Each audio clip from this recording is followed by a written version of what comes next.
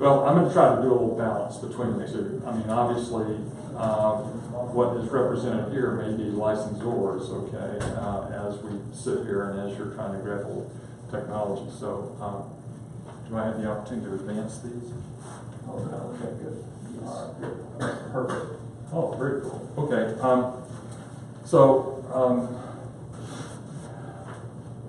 Let me sort of wander on here. So basically, the different types of licenses are non-exclusive license you're going to generate here.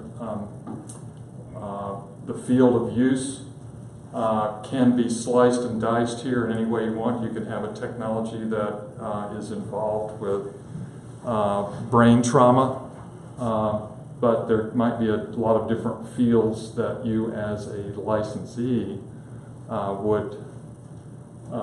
would be interested in, or a licensor sort of moving that out into the market. Patent licenses are the ones that really are the mainstay for tech transfer operations. Let me just stop a second and say a little bit about me. I'm an old university professor, and sort of went to the dark side out of the university and ran a company for a while in St. Louis, and then sort of worked back at the face of the university with Washington University in St. Louis as I ran their tech transfer operation. So a lot of my world is focused on early stage technologies moving out of the university into an R&D company or some sort of R&D pathway. The patent licenses, which you'll see for the most part coming out of universities, are for obvious, useful, unobvious machines, designs, compositions of matter, methods, you name it. It is that intellectual asset which drives our industry. When I talk about our industry, I do look at it from a kind of a biotech perspective. Copyrights, trademarks, trade secrets. There are patents for those. Obviously, there are demands on the licensees for confidentiality in that. Copyright, I mentioned earlier, those are more sort of in the software space. Trademarks are words, symbols, or other distinctive attributes that you can sort of lock up in licenses. Trade secrets, obviously the licensee is obligated to confidentiality. Joint development licenses usually are those that sort of build in this patent license between universities and industry.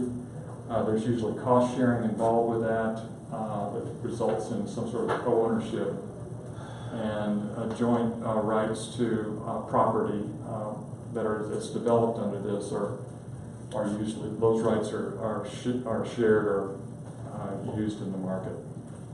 Cross licenses arise usually as a result of patent disputes. If you've got two companies that are sort of in pretty close to the same area and they start into a match that's hurting each of their individual market opportunities, there's the potential then to disrupt their business, and that usually leads to some sort of cross-licensing agreement. I'll talk a little bit about evaluation. I'm going to move through some things sensitive to the fact that we might lose some people pretty quickly, and we'll just leave time to talk about things. Many of you have seen versions of this, but sort of course, this side of our pathway here is sort of all money in. Okay, here as you move through this, you're basically got high risk, and you're using other people's money to sort of get to a point where you can market this. That marketing is usually sort of leads you to licensing, which if you're in the university, this is a bit of a university perspective. I am sorry.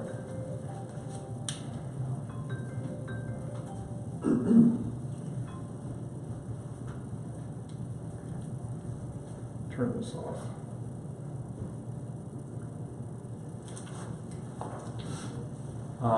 It's basically as you sort of get through the expenditure of cash out, licensing is the first place that sort of universities or you as an inventor can see money, and then financial return usually comes through the commercialization of this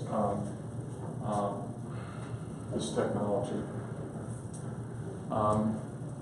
Evaluation is a written analysis of what we believe the technology to be worth. We can go through a lot of different scenarios here, but when one is sort of talking about this from a licensee, licensor perspective, and whatever technology or process is in front of you, it is usually one in which you've got to arrive at an equilibrium somehow in this. So basically, one needs to share with the other side once you're sort of into that discussion. You need to identify the sources of the data that you're using in that discussion with those other people. And I'll get into this a little bit later. You need to be secure in that data, because that data is what's going to give you sort of the opportunity to sort of value your technology to your potential licensee. You need to discuss the data, know it, be prepared to modify the valuation based on the discussion. And there are multiple valuation models which you can use, and you can sort of get into this and sort of discuss, make that part of your discussion. The revenue from licenses is really the prime motivator for universities, for those that are licensing the technology. It's capturing the value of the research and development that comes through, at least on the university side, fees and royalties. There are numbers of things that are actually sort of paid from the company, the licensee, back to the university that we'll discuss a little bit more later. The art of the valuation of the technology is really where we could spend a lot of time, and to my point a little bit earlier in the discussion, there are lots of different broad access to technologies and opportunities to commercialize in the market. Obviously, the risk, which we talked about, if I've got a biotech company over here, it's very different than if I'm building an app on the other end of this thing. And then just the deal economics, sort of where are you, what sort of environment are you in, what's hot in the market at the time you're out there.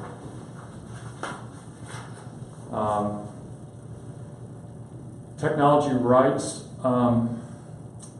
It's difficult to sort of evaluate technology until you have a strategy in place. So if I've got some IP here that is the cure for death, okay, that's a pretty interesting piece of IP for which there may not be any sort of big competition. What is the market for that? How am I going to sort of develop that cure for death in the market? It's putting together that business plan ultimately to take the cure for death to some sort of market opportunity that's going to give it basically its value. Again, I'm being very repetitious here, but it's the scope of the license, whether it's exclusive, non-exclusive, whatever limitations you've got. Obviously, the broader and bigger the markets, the stronger the IP. Then basically I think the one point I would sort of pick up on here is for young companies, if you're in an opportunity to, at the right time, partner with someone that's got deep pockets out there to assist you on sort of any kind of litigation or defending your patent, that is very, very important. I spent so many years in universities that don't do a great job of really locking down the technology the way it should, and then if you've got any sort of challenge to that, there's usually not the resources to actually defend it. So For me, it's always been, if you have a young company and it's the right time to sort of get that partnership in place to capture the value of what you've got so far, a very, very important part of that is your opportunity to defend your technology. Risk, the big one here, and this is basically, again, being repetitious based on what I said earlier, looking at this from the biotech side. There are all the things that are up top that you guys all know about, but from an investor perspective, that bottom one there, management, is probably one of the most important things. If all other things are sort of in the right place or close to the right place, what kind of management team do you have together to sort of drive that, to make important sort of industry connections if you've got them? The management is such an important piece, especially for nascent technologies that are just sort of coming out as you stand in front of that investor. The obvious one here, that as you can drive risk out of as you can de-risk, as I would say it sometimes, as you can de-risk your technology, your development, whatever. In the case of the biotech side, it's getting through various milestones, INDs, phase 1, phase 2. For devices, it's IDEs and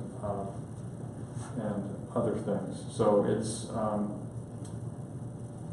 so ways to set evaluation.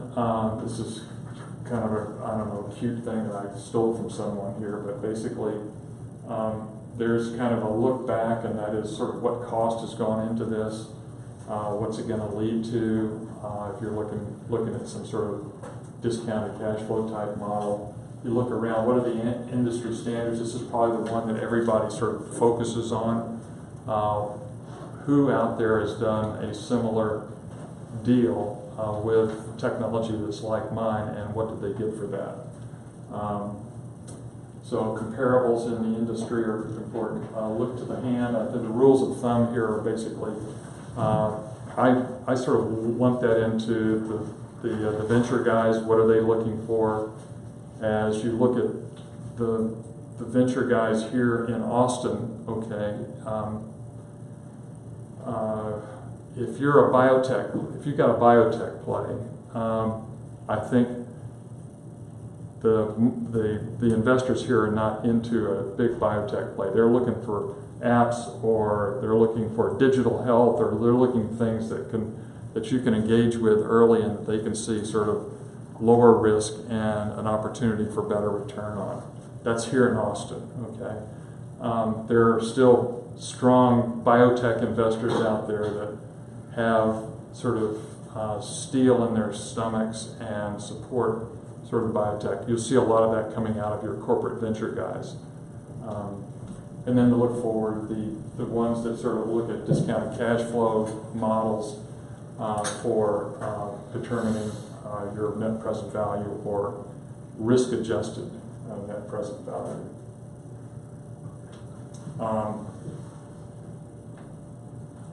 Look back, the cost of development return, basically, I don't think I'll sort of dwell on this, but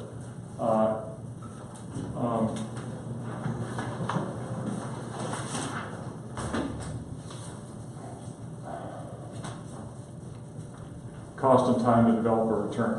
I'm being sort of redundant and repetitive in what I'm saying here. We're just sort of at a point where basically it's the let me just stop and say this a second. It's basically the strength of your technology and its protection. It's how big a market is being served through your invention or the research and development program that you've got. Are there opportunities for exits from that sort of help de-risk that? But the risk is a very, very important thing for you to be managing in this process, because risk is the thing that sort of works against you as you're trying to place valuation on your technology.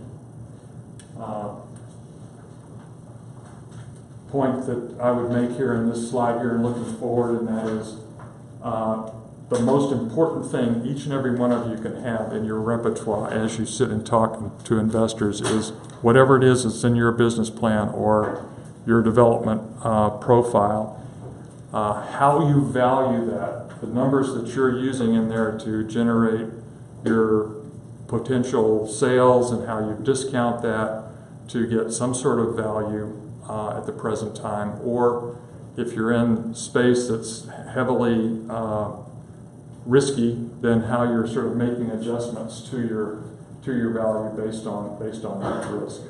Ultimately, if we're looking at this coming out of the university, it's a pie in the sky. Any of these things are sort of, without some sort of management team and talent behind it, are things that you can just look at a market and what is this going to do in that market, and you come up with some sort of number. That's a licensing executive that's doing that. Whereas in a company where you've got an opportunity to sort of talk about this every day, engage that market, sort of see what's going on there, you can be more informed about the risk that's involved here. And if, as I said, if you've got the right kind of management, that's going to help you greatly. Net present value, basically, it's if you've got these kind of numbers and you've got opportunity to substantiate what you're claiming in that, then in this case, that would be a fairly standard sort of licensing deal that you see coming out of university work. Yes, sir. In that standard deal, would there be a cash payment at the beginning typically, or no?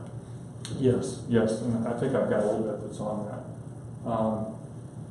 Basically, when you start talking about, this is just sort of money coming in, but in the development of that technology, you've got essentially cash that's sort of coming in might be more sort of focused on the university side, where they're seeing some sort of initiation fee for that. There are milestone payments.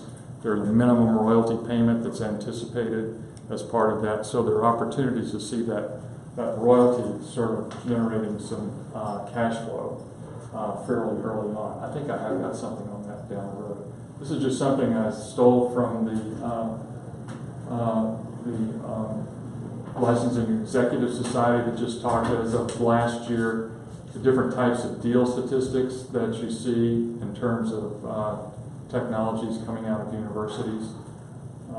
And then I think finally on the valuation of licensing, this is to your question, I think this is my last slide, just to kind of get through this quickly here.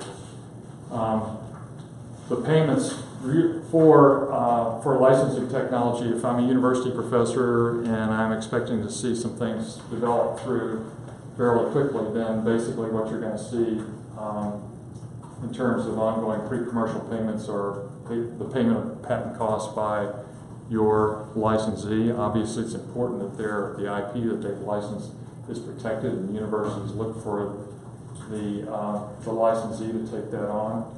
Milestone payments can be of all things. It can be milestones based on some sort of developmental phase of this. Yes, sir. How do you suggest going about if you have a technology licensed and the milestones once you begin building the company don't start to align with the regulatory path that you have to take?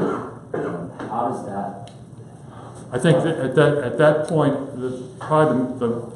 my recommendation would be basically to sit down with the licensee and licensor and sit down and sort of see, what kind of leeway can be placed on that, because a lot of times when you're sitting down, you're laying out a milestone-generated sort of payment process.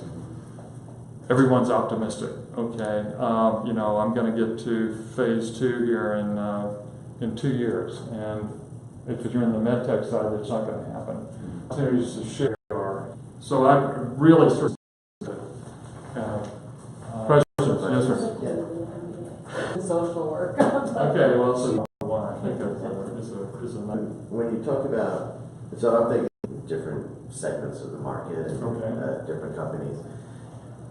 Is there a difference, or how should we be thinking? Do we try and pile our stuff and do one patent and out of that? You get with a good IP attorney, sort of explain what you think you're going to be able to do in terms of, and basically, obviously, you're gonna go for as broad a patent as you can, but licensing strategy would be that those claims are written so that that can be used in, I saw a company in St. Louis that did a composition of matter patents on about 12 different spaghettis. Really bizarre, but the owner of that technology. So, do we have anyone in the biotech? Biotech. Okay, all right. And what are you? We're just technology, software. Yeah. Software. Okay, yeah. Sort of. So, Yeah. Do you have a head lawyer who's experienced in healthcare? There's a I've looked to some. I do some work with them. I'm with the Austin Health Care Council to do more effective and efficient health. We're going to do a big group hug here in Austin and actually sort of do things. Data, electronic medical record data sharing. There's a program that we're bringing in from the West Coast that basically, I think is something that everyone's going to be able to card. I do not, but I do want to, yeah, no, absolutely. If you guys, I would love to shoot you a card. I economic